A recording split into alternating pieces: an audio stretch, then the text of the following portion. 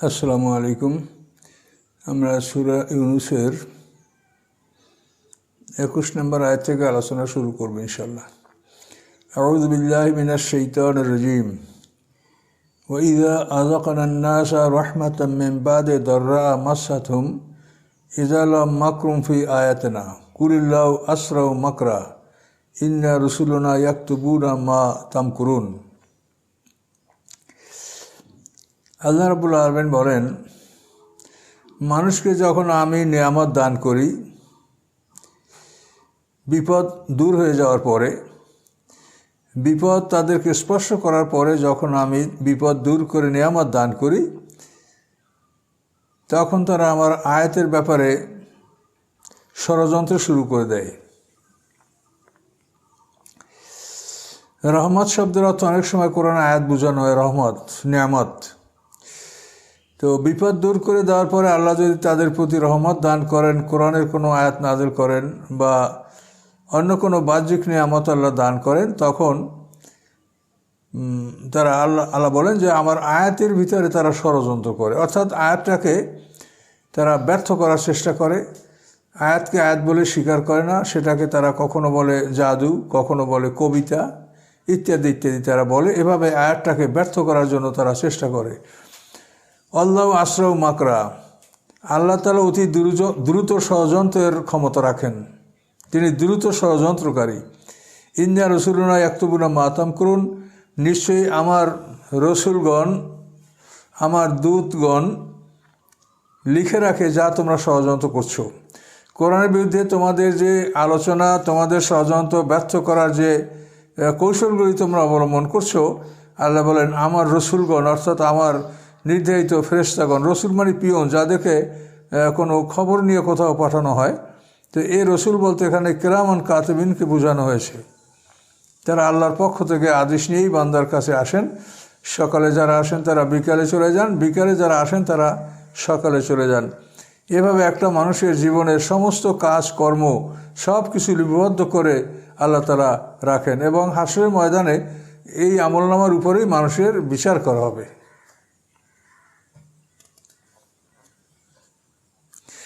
কোরআনকে ব্যর্থ করার ষড়যন্ত্র পৃথিবীতে আগেও চলছিল, এখনও চলছে নানাভাবে। কোরআনের কেউ তাফসির করে মানুষকে কোরআন বোঝানোর জন্য, আল্লাহর পথ দেখানোর জন্য, আর কেউ কোরআনকে ব্যবহার করছে মানুষকে বিপদগামী করার জন্য।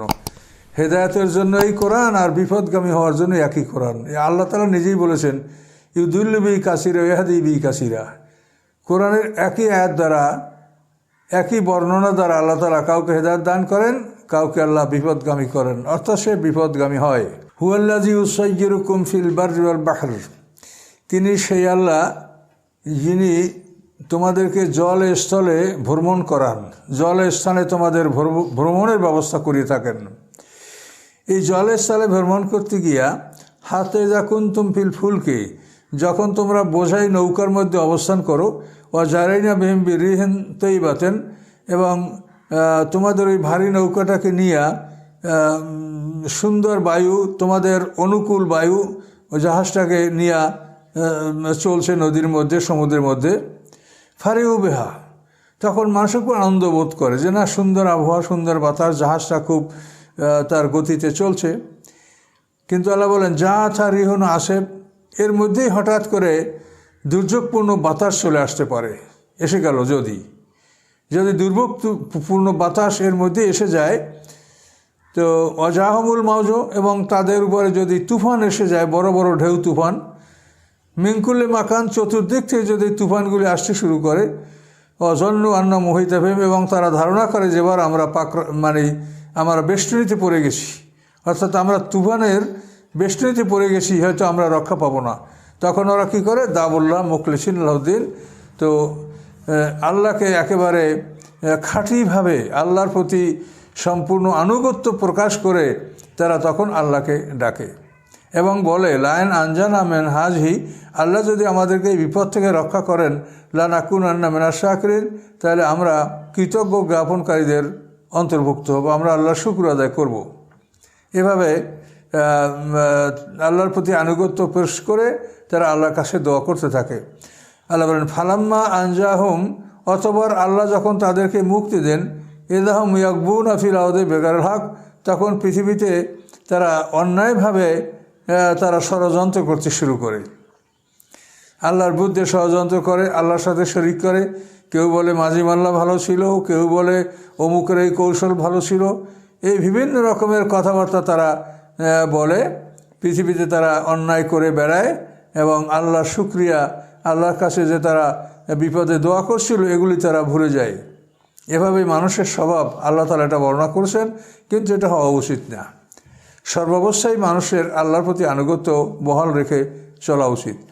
ইয়া আইয়ুহান নাস ইন্নামা বাগিয়ুকুম আলা আনফুসিকুম, হে মানুষেরা, তোমরা যে বিদ্রোহ করো, এই বিদ্রোহটা তোমাদের উপরেই বর্তাবে, তোমাদের উপরেই আসবে।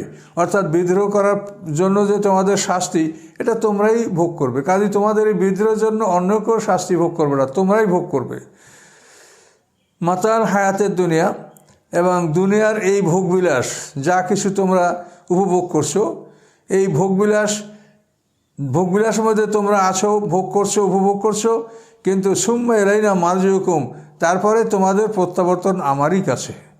এই ভোগবিলাস পৃথিবী উপভোগ করে তারপর তোমরা আমার কাছেই চলে আসবে। ফায়ুনাব্বিউকুম বিমা কুনতুম তা'মালুন, আল্লাহ তাআলা তখন তোমাদেরকে খবর দেবেন যে তোমরা পৃথিবীতে কী করতেছিলে। কাজে এই দুনিয়ায় পরীক্ষা হল, এখানে তুমি পরীক্ষা না দাও, তুমি যদি প্রশ্নপত্র পড়াশোনা না করো, প্রশ্নপত্র তোমার আল কোরআন, এইভাবে যদি তুমি প্রস্তুতি না নাও, শরিয়াত মোতাবেক চলাফেরা না করো, তাহলে তোমার এই জীবন যখন ফুরিয়ে যাবে, তখন আল্লাহ বলেন তুমি আমার কাছেই ফিরে আসবে এবং আমি তোমাদের সমস্ত কর্ম সম্পর্কে আমি তোমাদেরকে জানাবো যে তোমরা এই করেছো, তোমরা নবীর বিরুদ্ধে এই ষড়যন্ত্র করেছো, কোরআনকে ব্যর্থ করার জন্য এই ষড়যন্ত্র করেছো, তোমরা কী কী করেছো আমি সব খবর দেব। আল্লাহ বলেন ইন্নামা মাসালুল হায়াতের দুনিয়া কা মায়ান আনজালনা মিনাস সামা, একটা দৃষ্টান্ত দিচ্ছেন আল্লাহ। দুনিয়ার জীবনটা কেমন, দুনিয়ার জীবনটা কেমন এটা বোঝানোর জন্য বলছেন যে যেমন আকাশ থেকে আমি পানি বর্ষণ করলাম, ফাক্তালাতাবি নাবাতুলাদ, এবং পৃথিবীর উৎপন্নগুলি এই পানি গ্রহণ করলো, পানির সাথে তাদের একটা সংমিশ্রণ ঘটলো, মানে এই বৃষ্টি সমস্ত উৎপাদন, গাছপালা, তরুলতা, উদ্ভিদ সবাই পানিটাকে গ্রহণ করলো। তো মিম্মা ইয়াকুলুন নাস ওয়াল আনাম, এবং এমন সব উদ্ভিদ যার থেকে মানুষেরাও খায়, পশুরাও খায়। মানুষের খাদ্য উৎপন্ন হলো, ধান, গম, যব, ভুট্টা, ফল ফলাদি উৎপন্ন হলো, আর পশুদের খাবারও উৎপন্ন হলো। এই বৃষ্টির পানিতে সব কিছু হলো। এভাবে হাততে যে আখরাতে আদৌ জুখরফাহা, এভাবে যখন পৃথিবী তার সম্পূর্ণ সৌন্দর্য ধারণ করে, মানে ক্ষেত ভালো, গাছ ভালো, ফল ভালো, সব একেবারে ঝলমলকার উজ্জ্বল, এভাবে পৃথিবী তার যখন সম্পূর্ণ সৌন্দর্য যখন সে ধারণ করে, খুব সুন্দর হয়ে যায়। এই বৃষ্টির ফলে সব গাছপালা, ক্ষেত খামার খুব সুন্দর, ওয়াজাইয়ানাত, এবং একেবারে সম্পূর্ণ মানে সৌন্দর্য আর কি, সৌন্দর্যমণ্ডিত হয়। এভাবে ওয়াজাইয়ানাত, সম্পূর্ণ সৌন্দর্যমণ্ডিত হয় পৃথিবী, ক্ষেত খামার। ওয়াজান্না হালুহা, তখন ওই ক্ষেত খামারের যারা মালিক তারা ধারণা করে আন্নাহুম কাদিরুন আলাইহা, তারা এটার উপরে ক্ষমতা রাখে যে এই ক্ষেতে এত ফসল হবে, এই গাছে এত ফল হবে, এগুলো আমরা উৎপাদন করব, বিক্রি করব, খাবো, অনেক কিছু করব। এভাবে যখন পৃথিবীর এই সৌন্দর্য দেখে, পৃথিবীর এই চাকচিক্য দেখে তারা এইভাবে ধারণা করতে থাকে, তখন আল্লাহ বলেন আতাহা আমরুনা লাইলান আও নাহারান, এমতো অবস্থায় দিনে অথবা রাত্রে আমার আদেশ এসে যায়। আল্লাহর আদেশ এসে যায়, অর্থাৎ কোনো বালা মুসিবত সেখানে উপস্থিত হয়। ফাজালনা হাসিদান, ফলে সেই বাগানটাকে এমন করা যেন ফসল কর্তন করে নিয়ে যাওয়া হয়েছে। কাল্লাম তাগনা বেলামস, মনে হয় যেন গতকাল এখানে কোনো বাগান ছিল না। এমনভাবে বাগানটাকে ধূলিসাৎ করে দেয়, এমনভাবে বাগানটাকে ধ্বংস করে নির্মূল করে দেওয়া হয়, মনে হয় যেন গতকালকে এখানে কোনো বাগানই ছিল না। তো এই বাগানটা তার চাকচিক্য গ্রহণ করার পরে মানুষ মনে করে যে এটা আমার দখলে, এটা আমি লাভ করব বা করেছি। এইভাবে যখন চিন্তা ভাবনা করে, তখন আল্লাহ একটা বিপদ দিয়ে বাগানটাকে ধ্বংস করে দেয়।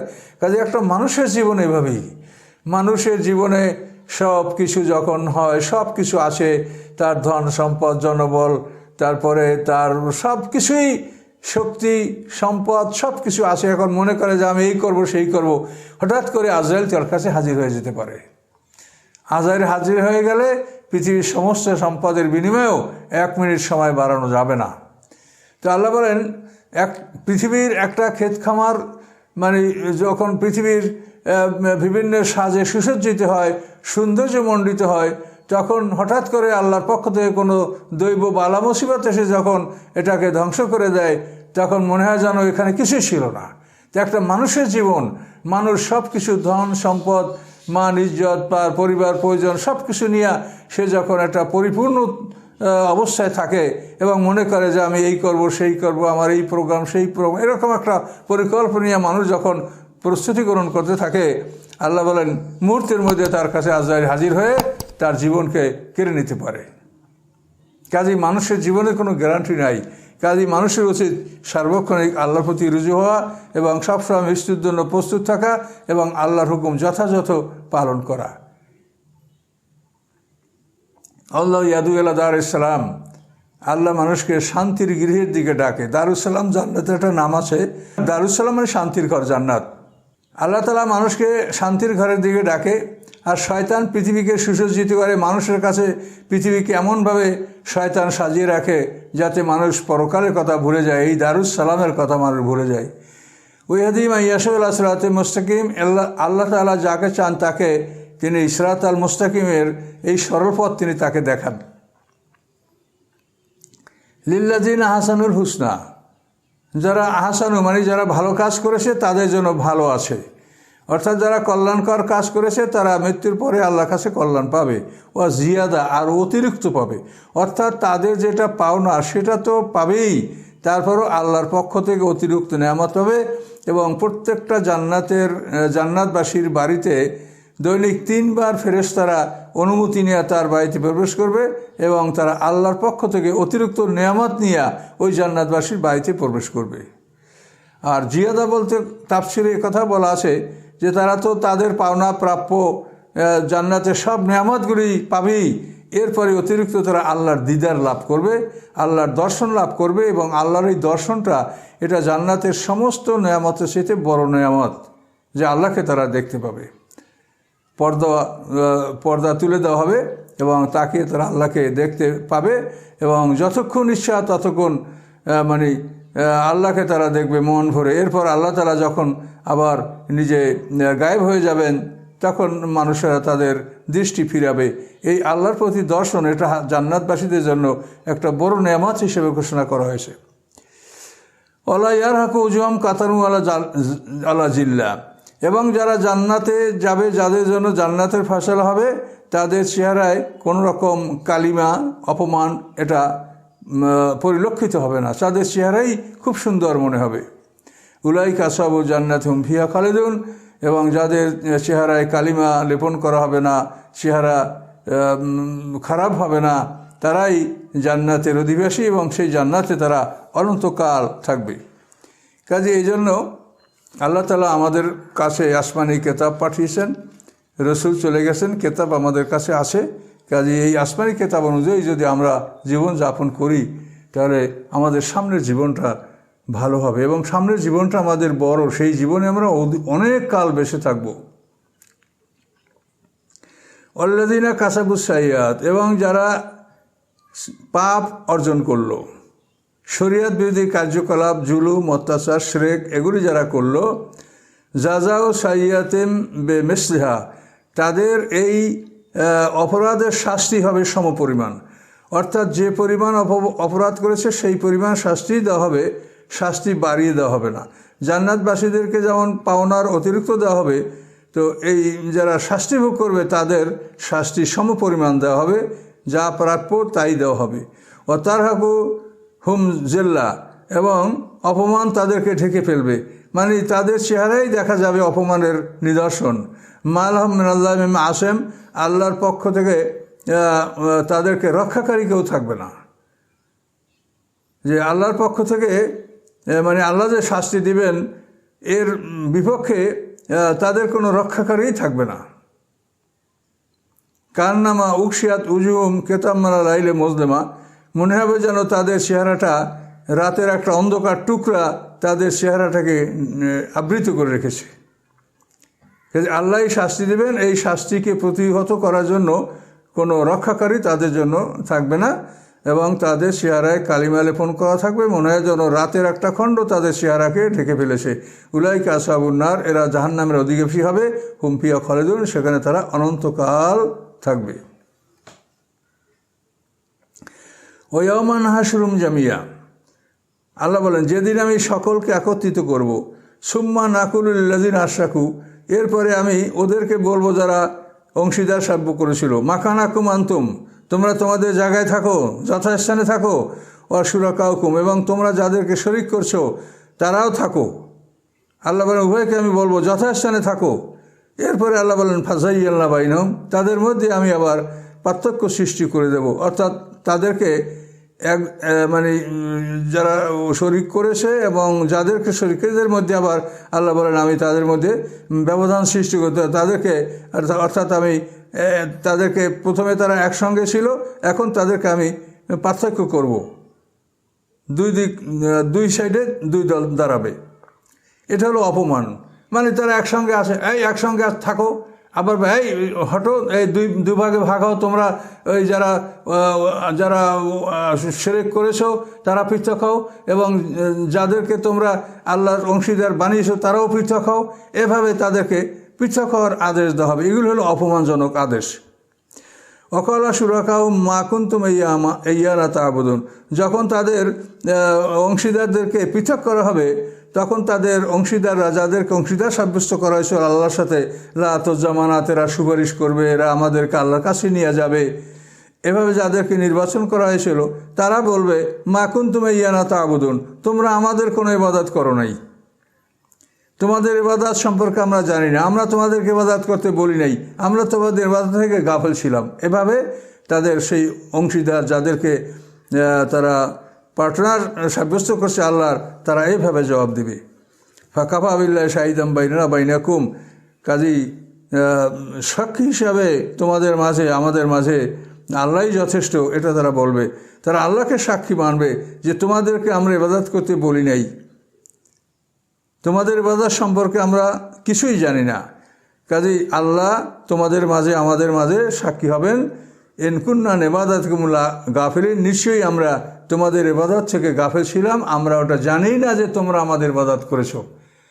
এইভাবে যাদেরকে খুব যত্ন করে পূজা করা হয়, অর্চনা করা হয়, ইবাদত করা হয়, তারা হাসরের ময়দানে তাদের এই বান্দাদের ইবাদত তারা অস্বীকার করবে।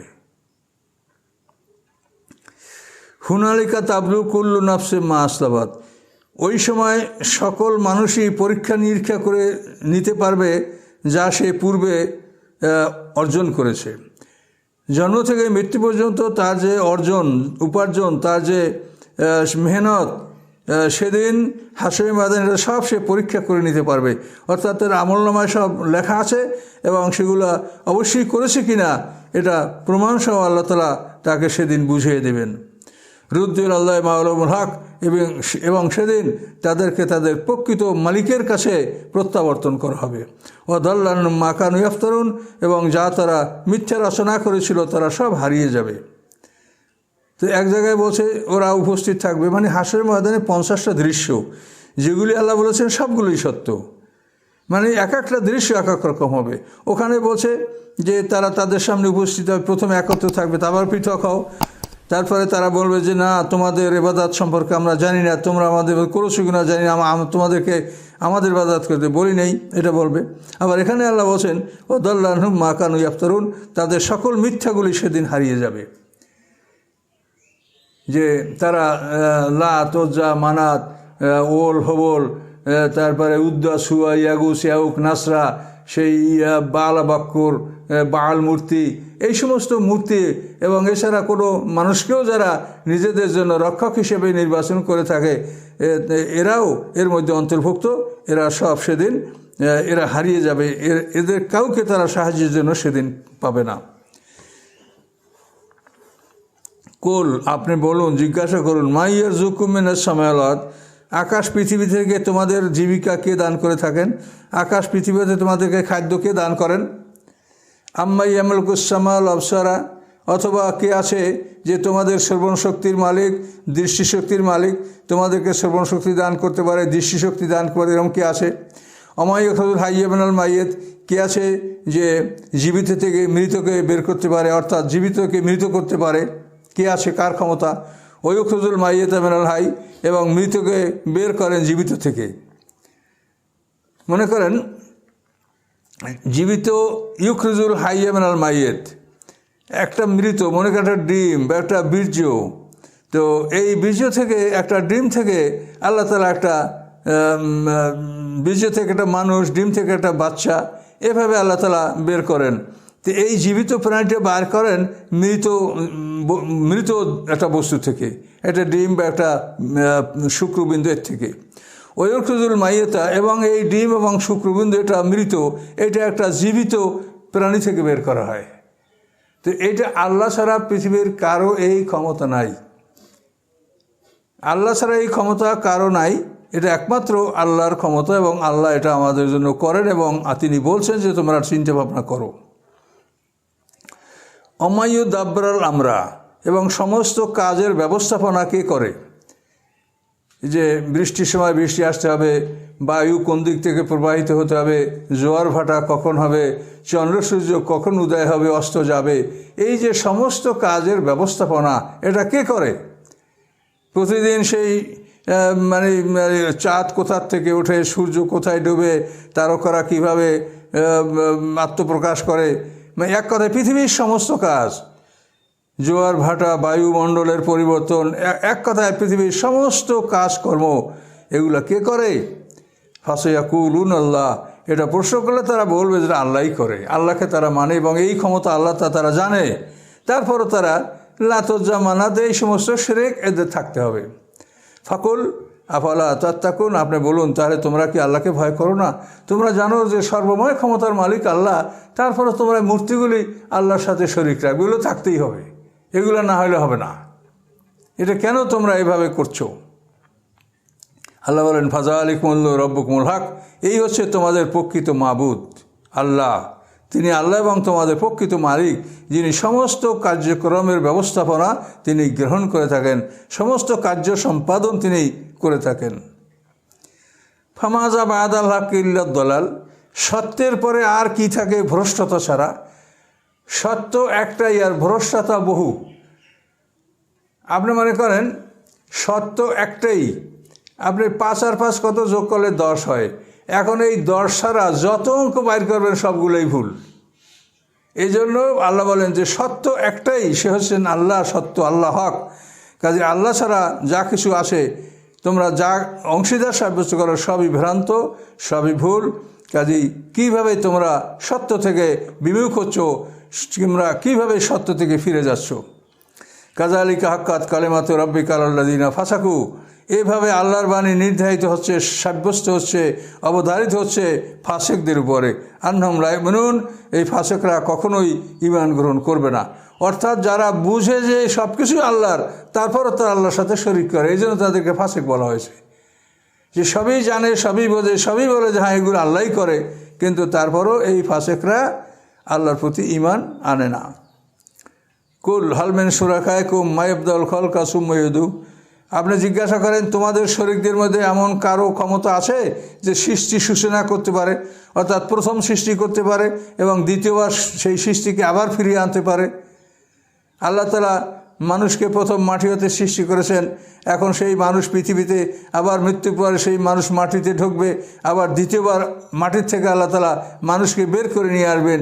এই যে সৃষ্টির সূচনা এবং দ্বিতীয়বার সৃষ্টি করা, এটা আল্লাহ ছাড়া কেউ করতে পারে? তোমাদের শরীরটা এই কাজ করার কোনো ক্ষমতা রাখে?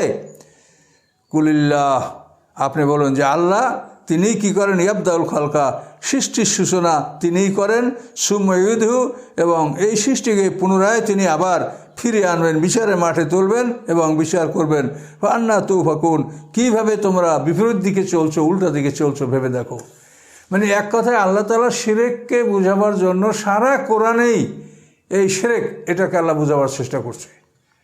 আর তারপর পৃথিবীর অবস্থাটা কি? ওমা ইউমিনু আকসারুহুম বিল্লাহি ইল্লা হুম মুশরিকুন, পৃথিবীর অধিক মানুষ আল্লাহকে বিশ্বাস করে এবং সাথে সাথে শিরকও করে।